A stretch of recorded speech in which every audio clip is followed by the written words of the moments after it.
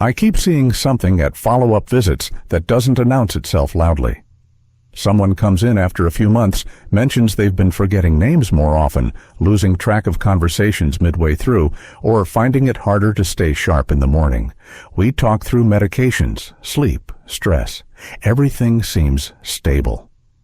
Then I ask about breakfast, and more often than I'd like, the pattern becomes clear.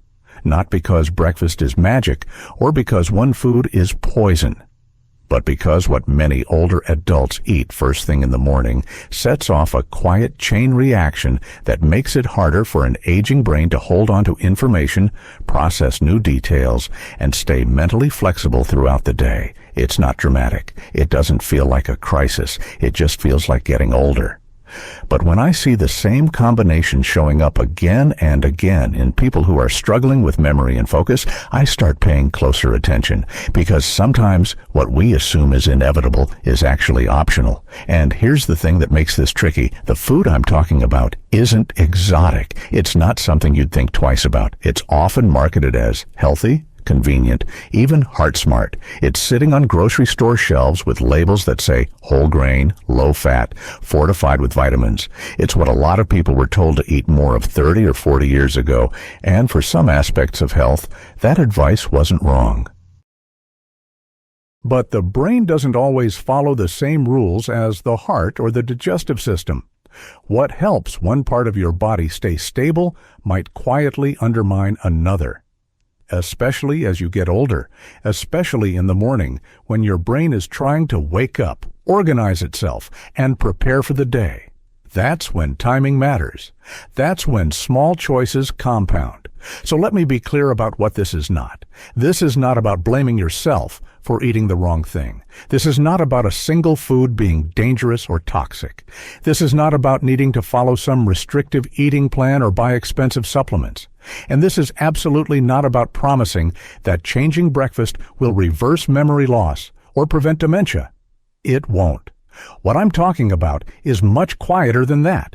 It's about understanding how a very common breakfast choice can make your brain work harder than it needs to, especially in the hours right after you eat, and how that extra effort, repeated every morning for months or years, can start to show up as subtle memory problems, slower thinking, and a general sense that your mind isn't as sharp as it used to be. Not because you're broken, but because the system that manages energy in your brain is getting signals that don't match what it needs. The food is refined carbohydrates, and I know that sounds vague, so let me make it concrete. I'm talking about white bread, bagels, most breakfast cereals, muffins, pastries, pancakes, waffles, instant oatmeal loaded with sugar, and even some granola bars that look healthy but are mostly processed flour and sweeteners.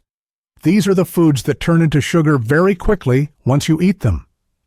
And that speed is the problem, because your body, especially as you age, doesn't handle rapid sugar increases the way it used to. Your pancreas has to work harder to release insulin.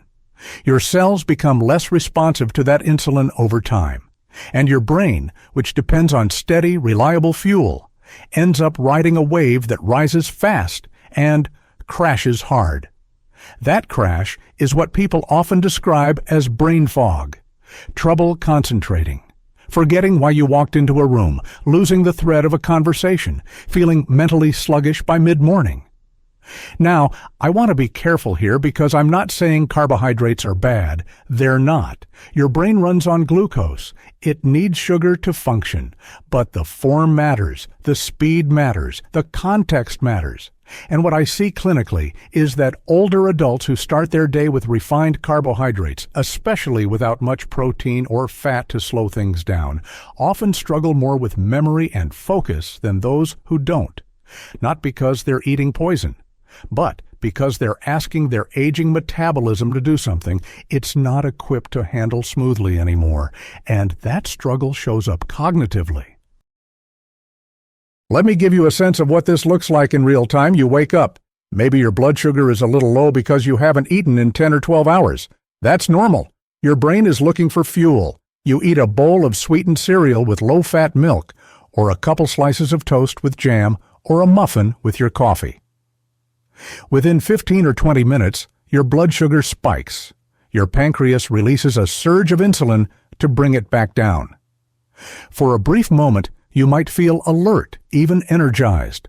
But that spike triggers a compensatory drop. Your blood sugar falls, sometimes lower than where it started. Your brain, which was just getting comfortable with the fuel supply, suddenly finds itself running low again. And when your brain is low on fuel, it doesn't shut down completely. It just works less efficiently. Memory formation slows, attention drifts, processing speed drops. You might not even notice it consciously. You just feel a little off, a little slower, a little more forgetful. And if that happens every single morning, your baseline shifts. What used to feel sharp starts to feel normal, and what feels normal now would have felt foggy 10 years ago. This isn't speculation. We have decades of research showing that blood sugar instability affects cognitive function, especially in older adults. We know that insulin resistance, which becomes more common with age, is linked to memory problems and even increased risk of Alzheimer's disease. We know that the hippocampus, the part of your brain most responsible for forming new memories, is extremely sensitive to blood sugar fluctuations. And we know that people who keep their blood sugar more stable throughout the day tend to perform better on memory tests, stay more focused, and report fewer episodes of brain fog. None of that is controversial. What's harder is connecting it to something as ordinary as breakfast. Because breakfast feels harmless, it feels like routine. And routines, especially ones we've followed for years, don't feel like they could be causing problems. But here's where age changes the equation. When you were younger, your body could handle those blood sugar swings more easily.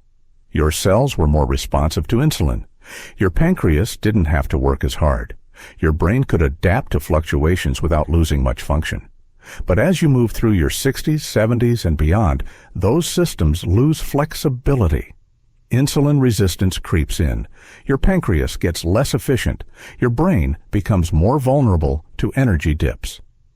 And suddenly, the same breakfast that worked fine for decades starts working against you, not because the food changed, but because you did. And this is where I see people get stuck. Because if you've been eating cereal or toast or muffins for 30 years and no one ever told you it might be affecting your memory, why would you think to change it? Especially when the effects are so gradual. You don't wake up one day and suddenly can't remember anything. It's more like a slow drift, a little harder to recall names, a little more trouble following complex conversations, a little more reliance on lists and reminders. And because everyone around you is aging too, it's easy to assume this is just what happens. Everyone forgets more as they get older, right? And yes, some cognitive slowing is normal, but some of it isn't. Some of it is optional, and that's what I want people to understand. You have more control over how your brain ages than you might think. Not total control, not the ability to stop aging or prevent all decline, but meaningful control over how well your brain functions day to day. And breakfast is one of the places where that control is most accessible. So let's talk about what happens when you shift away from refined carbohydrates in the morning. Not eliminate carbohydrates entirely. Not follow some extreme low-carb diet. Just shift the type and the timing. What I typically suggest, and what I see work well for older adults, is starting the day with protein and fat first, then adding carbohydrates that digest more slowly. That might look like eggs with vegetables and a small piece of whole grain toast, or Greek yogurt with nuts and berries, or a smoothie made with protein powder, spinach, nut butter, and half a banana. The key is slowing down the sugar release, giving your body something to work with besides pure glucose. Letting your brain wake up on steady fuel instead of a spike and crash. And I'll tell you what I hear when people make this change. They don't usually say they feel like a different person. They don't report sudden clarity or miraculous memory improvement. What they say is more subtle, They say they feel steadier in the morning. They say they can focus on reading or conversation without drifting. They say they don't hit that mid-morning wall where everything feels harder. They say they're not reaching for snacks an hour after breakfast because they're hungry again. And over weeks and months they notice they're forgetting things less often. They're keeping track of details better. They're feeling more like themselves. Not younger, not superhuman, just clearer, more present, more functional. Now, I need to set realistic expectations here because this is important. Changing breakfast is not going to reverse dementia. It's not going to cure memory loss if you have an underlying neurological condition. It's not going to erase the effects of poor sleep, chronic stress, untreated depression, or certain medications that affect cognition. If you're dealing with significant memory problems, you need a full evaluation. Blood work, medication review, cognitive testing, sometimes imaging. Breakfast is one piece. It's an important piece, especially if you're in that early stage where things are slipping, but nothing is formally wrong yet. But it's not the whole picture. And I don't want anyone thinking they can ignore other issues just because they switch to eggs in the morning. What this does do, and what I think is valuable, is remove one source of unnecessary cognitive stress. Your brain is already dealing with the normal challenges of aging, reduced blood flow, slower neurotransmitter production, less efficient waste clearance, some degree of inflammation. You don't need to add blood sugar chaos on top of that. And that's really what refined carbohydrates at breakfast create. Chaos. Not danger, not toxicity, just instability. And instability, when it's repeated every day, wears your system down. It makes everything harder. Memory, attention, mood, energy. All of it suffers when your brain doesn't have reliable fuel. So, how do you know if this is affecting you? Start by paying attention to how you feel in the 2 to 3 hours after breakfast. Are you alert and steady, or do you feel a wave of energy followed by a crash? Do you stay focused, or does your mind wander? Can you remember details from a conversation or a news article, or do they slip away quickly? Are you hungry again within an hour, or do you feel satisfied? These are the signals your body is sending you. And if you're noticing fogginess, fatigue, hunger, or forgetfulness after a carb-heavy breakfast, that's worth addressing. Not because you're doing something wrong, but because your body is telling you it needs something different now than it did before. And here's the part that I think helps people feel less overwhelmed. You don't have to change everything at once. You don't have to give up foods you love forever. You don't have to follow a rigid plan. You just have to experiment. Try eating protein and fat first for a week. See how you feel. Notice whether your memory and focus improve. Notice whether you're less hungry mid-morning. Notice whether you feel steadier overall. If it helps, keep going. If it doesn't, adjust. Maybe you need more fat. Maybe you need less carbohydrate. Maybe you need to eat a little earlier or a little later. Everyone's metabolism is slightly different, and what works perfectly for one person might need tweaking for another. But the principle stays the same. Slow down the sugar release. Give your brain steady fuel. Let your body work with you instead of against you. Now, I also want to talk about what makes this difficult, because I think honesty helps. Changing breakfast is not always easy, especially if you've been eating the same thing for years, especially if you're cooking for two and your partner doesn't want to change, especially if you're on a budget and eggs or Greek yogurt cost more than cereal, especially if you're dealing with other health issues and you're already managing multiple dietary restrictions.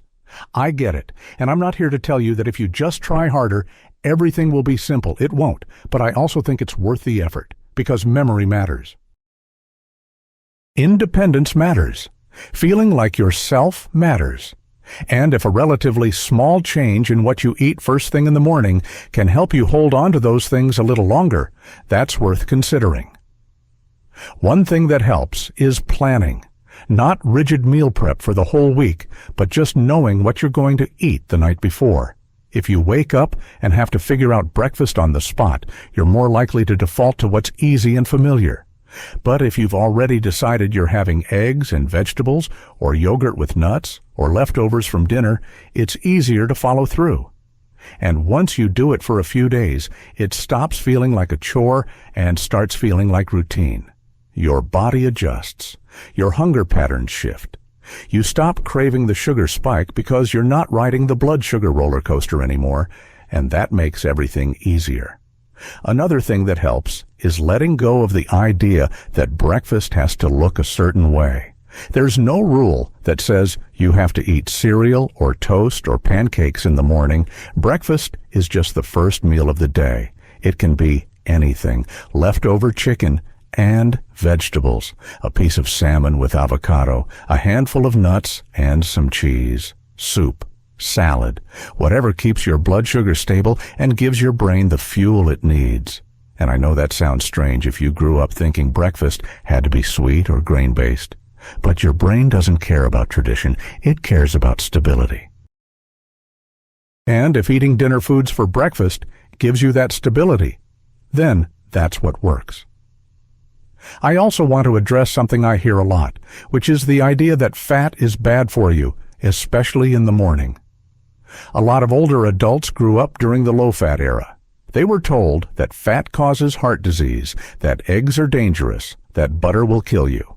And some of that advice was well-intentioned, but it was also incomplete. We know now that healthy fats, things like olive oil, avocado, nuts, seeds, fatty fish, and yes, even eggs, are not only safe, but beneficial. They help your brain function, they keep you full, they slow down sugar absorption, they reduce inflammation, and they don't raise your risk of heart disease the way we once thought. In fact, for many older adults, eating more fat and less refined carbohydrate actually improves metabolic health, lower triglycerides, better cholesterol ratios, more stable blood sugar. So if you've been avoiding fat because you think it's harmful, I'd encourage you to reconsider. Talk to your doctor. Look at the current research and think about whether the advice you're following is actually helping you or just holding you back. Now let's talk about what happens in your brain when you make this shift, because I think understanding the mechanism helps it feel less arbitrary. When you eat refined carbohydrates, your blood sugar spikes quickly. That spike triggers insulin release. Insulin helps move glucose out of your bloodstream and into your cells. But if you're insulin resistant, which many older adults are to some degree, your cells don't respond as well. So your pancreas has to release more insulin to get the same effect. And high insulin levels, especially repeated over time, are inflammatory. They stress your blood vessels. They interfere with the clearance of amyloid plaques in your brain. They disrupt the balance of neurotransmitters. And they make it harder for your hippocampus to form new memories. That's not theory. That's measurable. We can see it on brain scans. We can measure it in cognitive tests. High insulin levels correlate with worse memory performance, especially in older adults. On the other hand, when you eat protein and fat first, your blood sugar rises more slowly. Your insulin response is gentler. Your cells can handle the glucose more efficiently. Your brain gets a steady supply of fuel without the inflammatory surge, and over time, that steadiness protects your cognitive function. It doesn't make you smarter, it doesn't reverse aging, but it removes one source of unnecessary damage. And in the context of brain health, preventing damage is just as important as promoting growth. Maybe more important, because once neurons are lost, they're very difficult to replace. But if you can keep them healthy longer, you extend the window of good cognitive function. You buy yourself time. And time, when it comes to memory and independence, is everything. Another thing that happens when you stabilize blood sugar is that your mood improves. A lot of older adults don't realize how much their mood is tied to blood sugar. When your blood sugar crashes, you feel irritable, anxious, sometimes even depressed. You might snap at people. You might feel overwhelmed by small tasks. You might withdraw because everything feels harder. And if that's happening every morning after breakfast, it affects your whole day. But when your blood sugar stays steady, your mood stays steadier too. You feel calmer, more patient, more resilient, and that makes it easier to stay socially connected, which is one of the most important things you can do for brain health, because isolation is a major risk factor for cognitive decline, and if blood sugar swings are making you irritable and withdrawn, that's another reason to address them. I also want to talk about hunger, because this is something people don't always connect to memory. When you eat refined carbohydrates for breakfast, you get hungry again quickly, usually within an hour or two. And when you're hungry, your brain doesn't work as well. You get distracted, you lose focus, you forget things, because your brain is prioritizing finding food over everything else. That's a survival mechanism. It's not something you can override with willpower. But if you eat a breakfast that keeps you full for 4 or 5 hours, you don't have to deal with that distraction. Your brain can focus on what you're trying to do instead of constantly signaling that it needs more fuel, and that makes a real difference in how well you remember things throughout the morning. So here's what I'd suggest if you want to try this. For the next week, eat a breakfast that's built around protein and fat. Eggs, Greek yogurt, cottage cheese, smoked salmon, leftover meat, nuts, seeds, avocado, cheese. Add vegetables if you like them, add a small amount of whole grain or fruit if you want, but make it a side, not the main event. Eat enough to feel satisfied. Don't skimp. And then, pay attention. Notice how you feel an hour later, 2 hours later, 3 hours later. Notice whether you're hungry again quickly or whether you stay full. Notice whether you can focus better, whether you remember details more easily, whether you feel steadier emotionally, whether you have more energy or less brain fog. Give it a real try, not one day, a full week, because your body needs a few days to adjust, and then decide whether it's worth continuing. And if it doesn't work, that's okay too. Maybe your memory issues are coming from something else. Maybe your blood sugar is already well controlled. Maybe you're one of the people who does fine with carbohydrates in the morning. That's possible. Not everyone responds the same way. But if you're struggling with memory and focus and you haven't tried this, it's worth testing. Because it's low risk, low cost, and high yield for many people, and if it helps even a little, that's meaningful, because small improvements compound. Remembering names better makes social interactions easier.